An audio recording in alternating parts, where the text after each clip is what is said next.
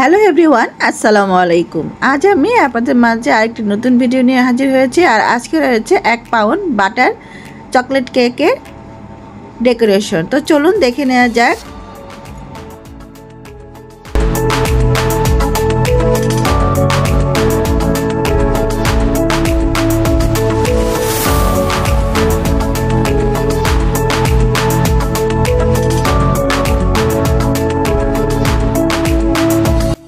প্রথমে কেকটিকে আমি 3টা স্লাইস করে কেটে নিয়েছি। আর এই কেকটা করেছি আমি 2টি ডিম দিয়ে 5 ইঞ্চি মোল্ডে। আর দেখতে পাচ্ছেন কেকটা কতটা পারফেক্ট হয়েছে।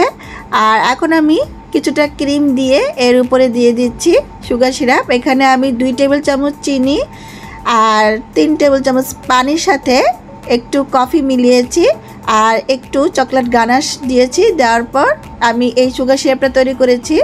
এখন দিয়ে দিলাম চকলেট গানাশ এবং আমি সেই বাটার ক্রিমটা দিয়ে দিচ্ছি। আর অবশ্যই বাটার ক্রিমটা আপনারা যদি চান একটু ফ্রিজে রেখে সেট করে নেবেন, যেহেতু অনেক গরম, বাটার ক্রিমটা গলে যাচ্ছে, দেখতেই পাচ্ছেন। তো আমি এইটা প্রথম করলাম, আমার এই কেকটা আজকে প্রথম আমি বাটার ক্রিম দিয়ে কেকটাকে ডেকোরেশন করছি। আর কেকটা কিন্তু আমি একটা প্রিয় মানুষকে দিয়েছিলাম, উনি খেয়ে খুবই কেকটাকে ভালো বলেছেন এবং রিভিউটা খুব ভালো দিয়েছেন। তো যাই হোক, আলহামদুলিল্লাহ, আমি প্রথম কেক বানিয়েছি, তারপরও কেকটা অনেক মজার হয়েছিল। তো ওনারা আমাকে বলেছেন যে কেকটা আসলেই অনেক মজার ছিল। আমি আপনাদের সাথে কথা বলতে বলতে ক্রিমটা দিয়ে কেকটাকে কভার করে নিচ্ছি। আর আপনারা যারা নতুন এসেছেন আমার চ্যানেলে, অবশ্যই আমার চ্যানেলটা সাবস্ক্রাইব করে দিবেন, পাশে থাকা বেল আইকনটা অন করে দিবেন, যাতে করে আমার নিত্য নতুন সকল ভিডিও নোটিফিকেশন আপনারা, এবং ভিডিওটি ভালো লাগলে একটি লাইক দিয়ে দেবেন। কেকটাকে আমি 1 ঘন্টা পর ফ্রিজ থেকে নামিয়ে উপরে চকলেট গানাশটা দিয়ে দিয়েছি।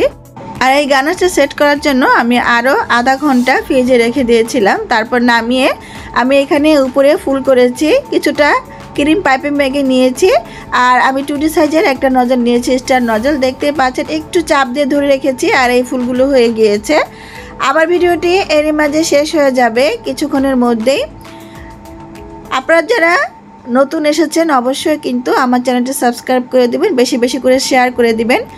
আপনাদের সাথে কথা বলতে বলতে নিচের অংশটা বর্ডার টেনে নিলাম এবং আমি কিছু চকলেট টপার করেছিলাম, সেই টপারগুলো এটার উপরে বসিয়ে দিলাম। দেখতে পাচ্ছেন কতটা ইয়াম্মি লাগছে।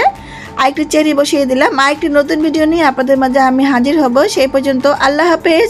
সবাই সুস্থ থাকবেন, ভালো থাকবেন এবং আমার জন্য অনেক অনেক বেশি দোয়া করবেন।